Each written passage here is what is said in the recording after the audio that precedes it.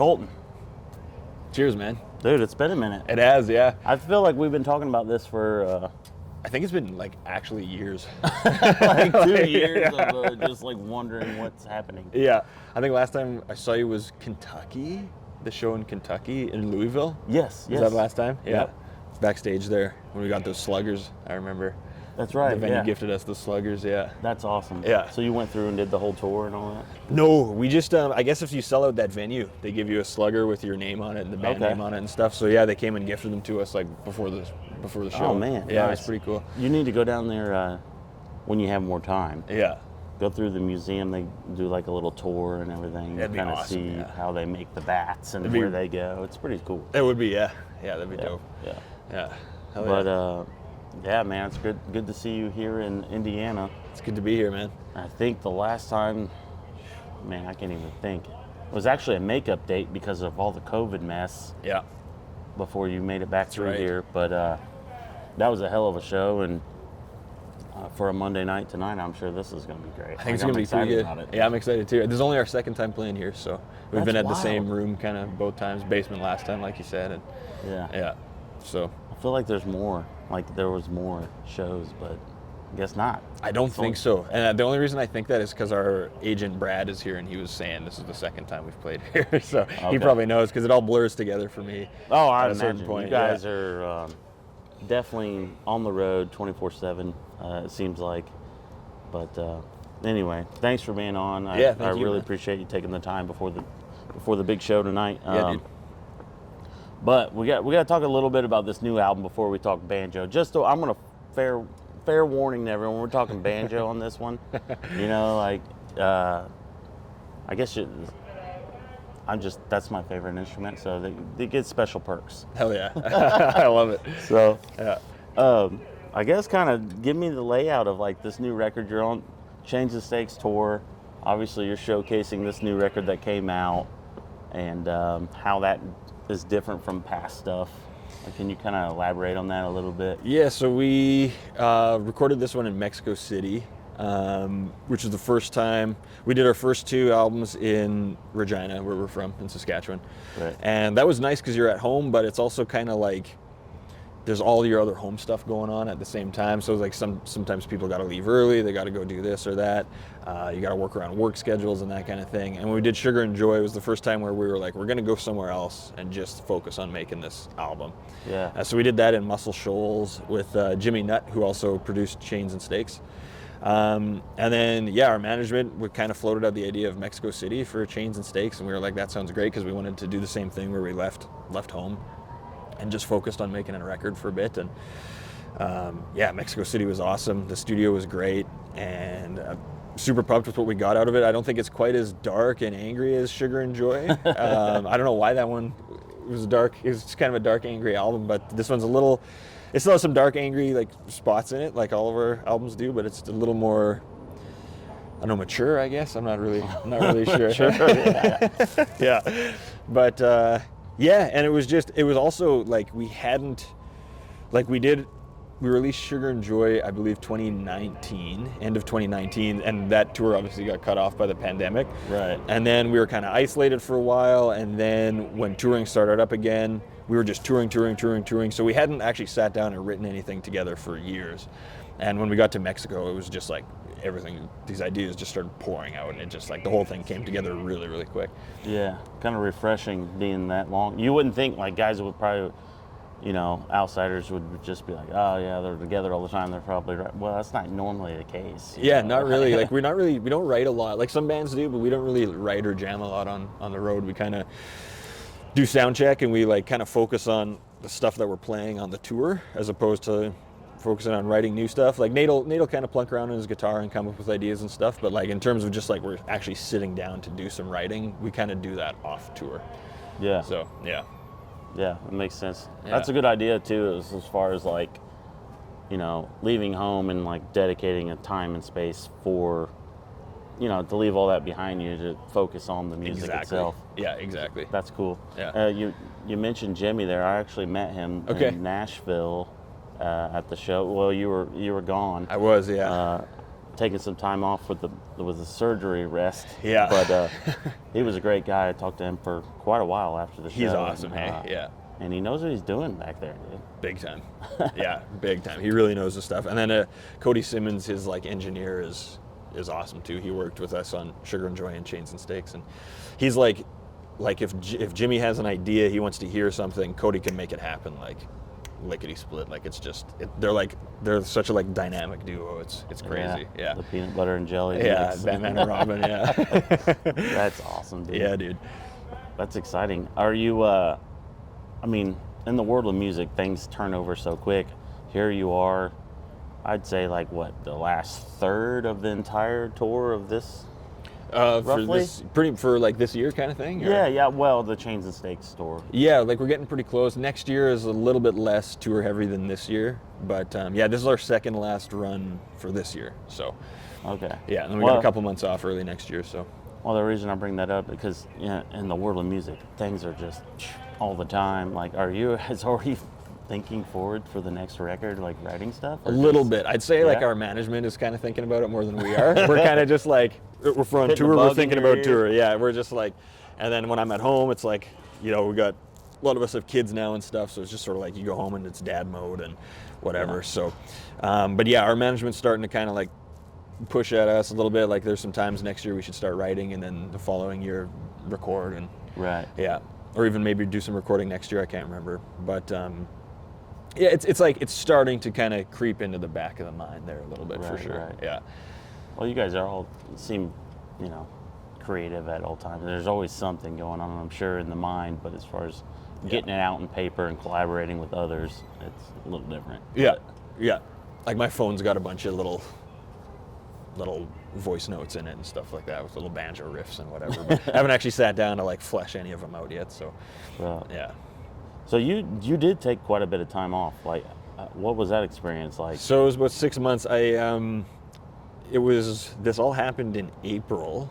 Well, actually, it happened. We had a tour in the U.S. in January, February of this year. Everyone got super sick. Like just the whole crew, whole band. Everyone was just laid out. And I got home after that tour. I was starting to feel a little bit better. And I just did some light deadlifting that one day, and I woke up the next morning. I think I was just still kind of dehydrated and exhausted from the tour and from being sick and stuff. I woke up the next day, and I was just kind of like, something feels wrong. And went to my physios, and they said it was like a bulging disc. I had a little bit of sciatica, but it wasn't horrible, right? Like I still went on. Enough to be annoying. It was enough to be annoying, but like we went on tour in Australia, and like it was all fine. Like I just wasn't lifting really heavy or doing jiu-jitsu or whatever. And then we got home after that tour, and we had to take our fence down, so my wife and I and our neighbor were in our backyard, and I was kind of just bending over moving stuff, and I just felt the disc just break.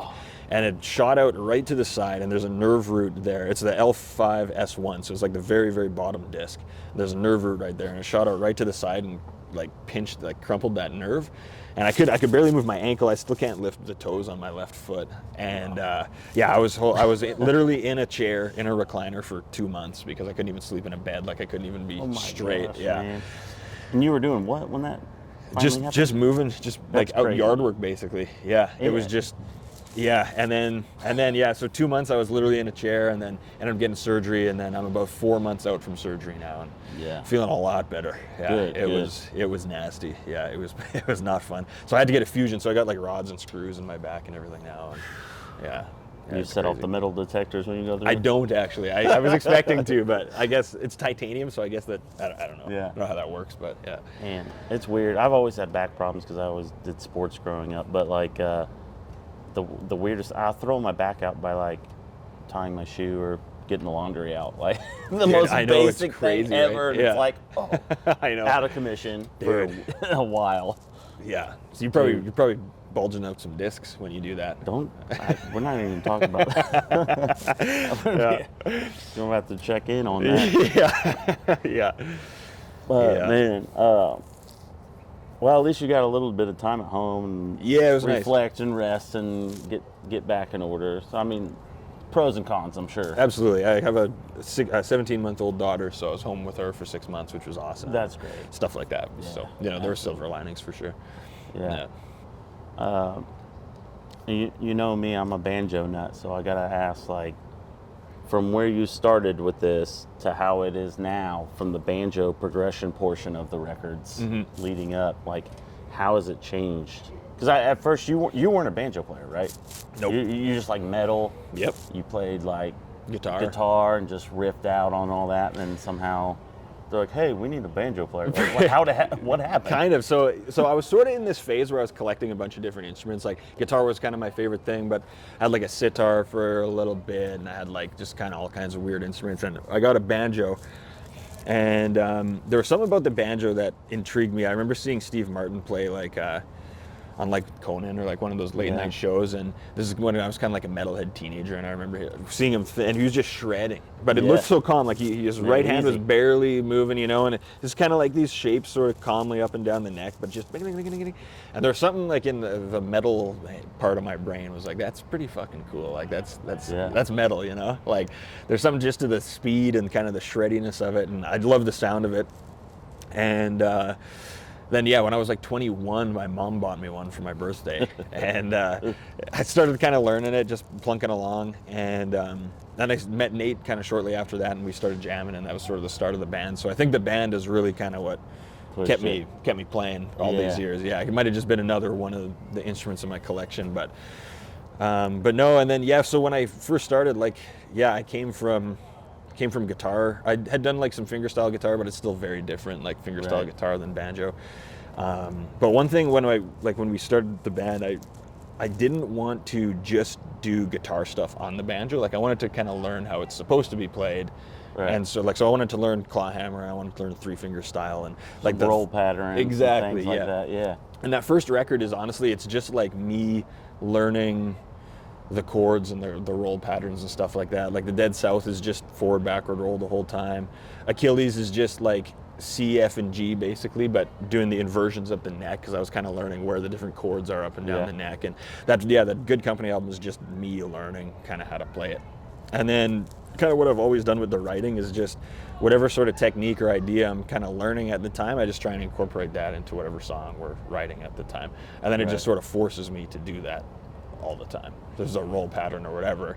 I put it in Long Gone, then I got to play that roll pattern every night, and I'm going to get better at that roll pattern. Exactly. Yeah. So muscle memory for sure. Exactly. Yeah. So that's just kind of how I've approached it. And I think like just coming from a non-banjo background, kind of like people always tell me I have an interesting style, but I'm not like trying to have an interesting style. I'm just like trying to learn how to play it kind of, and just putting what I learn into the songs. Yeah, I was thinking about that on the drive up here, honestly, like how people, you know, there's so many different techniques and styles. An outsider that just doesn't know much about banjo would think one way or the others.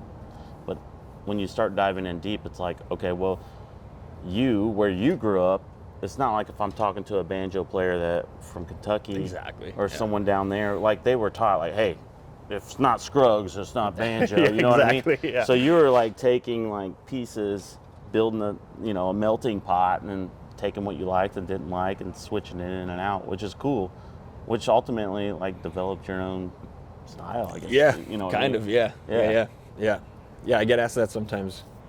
See, the same thing around here. Like I play claw hammer now. I consider myself, but I'm not good. Just so everyone knows. Like I'm not. I play in my bedroom by myself with the cats, and that's about it.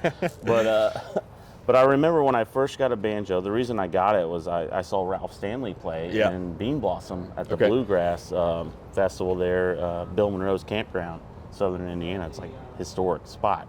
And I was young. I was like 20, like right out of high school, you know, and I grew up listening to metal, and I saw, I don't know why I ended up there or what. Maybe I was dabbling and crossing over and trying different music, but I thought the same thing, like, dude, that is metal. There's some crazy meme that goes around, is like, how do they phrase that? Man, banjo is just, no, I'm gonna screw it up if I say it. It's something like bluegrass is the folk version of metal or something like that. There's some silly meme that's going around. It's like the original metal, Yeah. It kind of is, like, though. Yeah. And then, you know, and seeing 3-finger style and learning all. No one around here plays that claw hammer style. Okay. So everywhere I tried to find instructors or Guitar Center or whatever music shop around. There was no one. And I got lucky. There was a girl that lived in southern Indiana that her name is Allie. Shout out to Allie, thank you, because she actually knew some traditional stuff and started teaching me some claw hammer things and pointing me in the right direction where I should look for that style. But then even then, I'm already like, that's why I asked you and I messaged you about like two finger stuff. Mm-hmm. Yeah. Like there's so many different, depending on what part of the region you're from, banjo can get really interesting. Totally, yeah. And like I'm from a part of the world where there's none of that like there's no banjo tradition, right? Like there's just none. Yeah. So I'm kind of coming from it from a totally different like kind of perspective than. Who would you say were like inspirations for you as far as banjo goes? Yeah, definitely Scruggs. Like as cheesy as it is, like he's still the man. Like I still love. Goat. I love listening to him. Like he's got there's something metal about the way he plays, man. I like Ralph Stanley a lot too. But yeah, my current favorite is Clifton Hicks. I don't know if you know Clifton Hicks. Yeah, he's like, dude, he's a YouTube crushing it on YouTube as yeah, far as he teaching is people. Totally, yeah. You know, and speaking of, I would love to have him on at one point. Dude, I'll have to reach out at some point. But his series on building a banjo from a gourd. I haven't seen that. I got to do that, man. I'm building a banjo from a gourd. That's so sick. He tells you what type of gourd to start with and all that. Dude, yeah, he's so cool. And his music, like that old Leather Stocking album is so good. Like I discovered him maybe 2 years ago, I want to say. And in terms of like banjo players, like he's like 99% of what I listen to now. Yeah. I just like fell in love with that really old timey two finger with the gut strings and the old school banjos, and like it's just I love that style of banjo. So you haven't messed with any on record wise. You haven't messed with any gut string stuff or no, none of that synthetic gut string or whatever. It's all steel. Yeah. So it's got that more twang to it, but it's a warmer tone with those gut strings, and it's cool. I got a set. I want to start. Ended up getting too many damn banjos. But one's going to be particular for like a two-finger old school style gut string, like, and I want to build it from scratch. Dude, that's cool. You know what I mean? Yeah. Like I want it to. If we're going to go that traditional, let's go all the way. May as well. Yeah, that's awesome. I got a long neck from Deering. And I put those Nile gut strings on that, and it sounds cool. You tune it down a little bit to like either open E or even down to open D sometimes, and it's just got this low, warm tone, and it's just, I love it. Totally it's so fun. Yeah.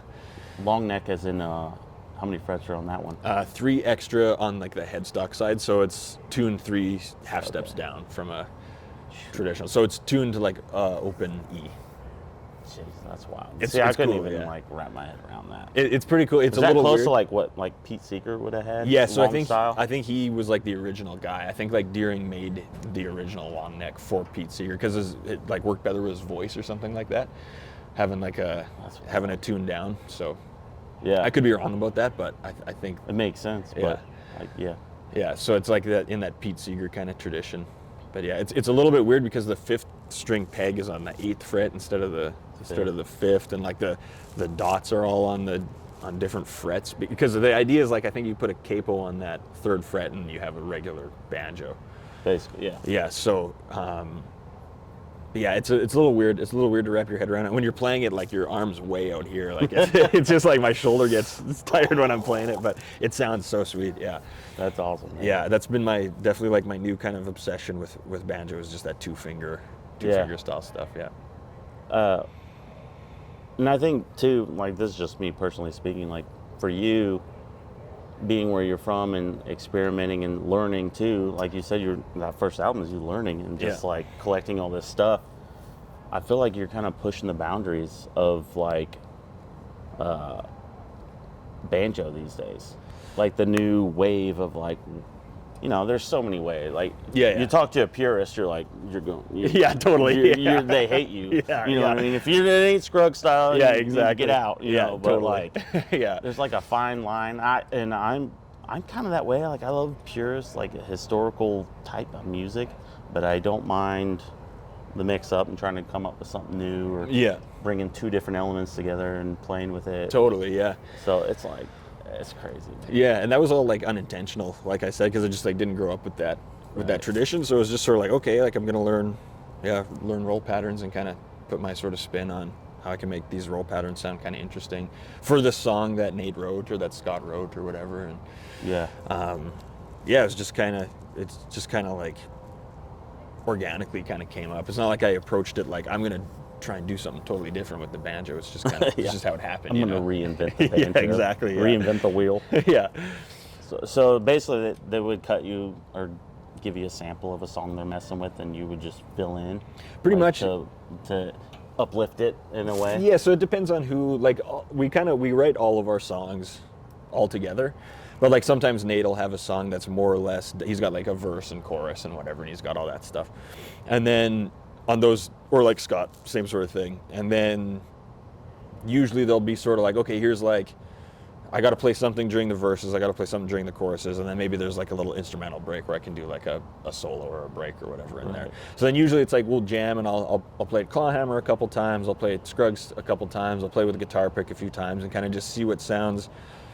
Just sort of feel it out. Like usually I'm just kind of like, nah, the Clawhammer's just not working on this song for me for whatever reason. So and you kind of just feel it out, and then usually once I think, okay, I got sort of maybe a neat idea here with some 3-finger style stuff, then I'll go home and I'll get Nate to send me a recording of the song, and I'll just sit there and kind of piss around with it until I have like a part, and I kind of do that part alone a lot of the time and just kind of sit there and play it over and over and over and over again until something kind of jumps out at me, and then I'm like, oh, I like that. That's kind of interesting, or whatever. Yeah, that's cool, man. Yeah, it's exciting.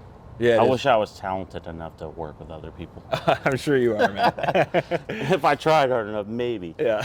My ADD has got me somewhere else all the time, dude. Yeah. That's awesome, dude. I'm thinking like well, I do want to mention this, like, for all the banjo nuts, like I said, this is a banjo episode. You do a lot of cool stuff online for people to tune into. Like, I do. Talk a little bit about that, because that's cool for, like, you know, even if you're not a banjo nut, just seeing you play Slayer on Twitch or something like. Yeah. So kind of around the tail end of COVID, I can't even remember exactly how I got started, but I started streaming on Twitch and doing mostly banjo stuff. Started with like, I kind of like fell into this, there's this community of like kind of metal guitar guys on Twitch, and I just kind of somehow sort of found myself in that kind of community, in that world. And a lot of what they do is they have like a list of however many songs that people can request, and they just play along with it. So I just thought like, what if I did the same thing with the banjo? Because it kind of now combines the banjo stuff that I've been learning and Dead South stuff, and then also kind of all this metal guitar playing that I did when I was young. Like, I can kind of play all these metal songs I used to play on guitar on a banjo, just do it on Twitch. And it just started one day, and it just kind of never looked back, and it's been super, super fun. I love streaming. It's a good way to like connect with the fans, and there's not a ton of banjo players doing that kind of stuff, like super online kind of stuff. Honestly, I didn't even know really what Twitch was until I didn't either, man. It's really you do the podcast thing, but I try and limit myself on how much rabbit holes I'll run down through social media. Yeah, I got no government on that. There's so much stuff, dude. And I'm like, gosh, I gotta work. Yeah, I gotta do stuff. But no, I think that's super cool. It's a lot of fun. Yeah, definitely a good way to. How many people are like usually tuning in? I'll get like, depending on like a good day, maybe 50 or 60 at any one time watching. Yeah, which that's is cool, not bad. Yeah. For a live, just like out of nowhere, or do you actually like, hey, meet me at 3 o'clock? Like, I usually schedule them. You schedule it? Okay. Yeah, schedule them. I have like a Discord server, so I'll every Sunday or whatever, hey, these are my stream times this week, and we're gonna do this. We're gonna play banjo on these days, and maybe play some video games on these days, and do whatever. Right. But it's been super, super, super fun. Yeah. That's awesome. Yeah. Well, man, I appreciate you being on. Yeah, thanks so much. Down and dirty before the show. Hell yeah. Tune in the Twitch. Yeah, actually I stream the sound checks and the shows and my warm up as well. So, yeah. Oh yeah. People can tune in on the road too. So that was you. I've seen them, but I didn't know if that was what you were putting out. Yeah. Like the. Yeah. So we do the sound checks on the band YouTube channel, and my Twitch, and then I do the warm up and show on my Twitch. Yeah. Okay. Yeah. Nice. Yeah. Yeah. Follow all that. Definitely get the new record. Which is great, by the way. Thank you, I think man. I told you that, but I don't know. They're all great. They're all cool in their own way. Thanks, and dude. Yeah, and more importantly than any of it, go see these guys live. They put one of the best live performances, you know, and they got to do the entertainment thing and bring all the lights and all this gimmicky stuff or Yeah. whatever. But at the end of the day, the music is amazing. Then you throw that in on top of it, you will be entertained. And that's why I'm here on a Monday night. So Hell yeah. thanks, dude. Dude, thank you, man. Yeah. Fuck yeah.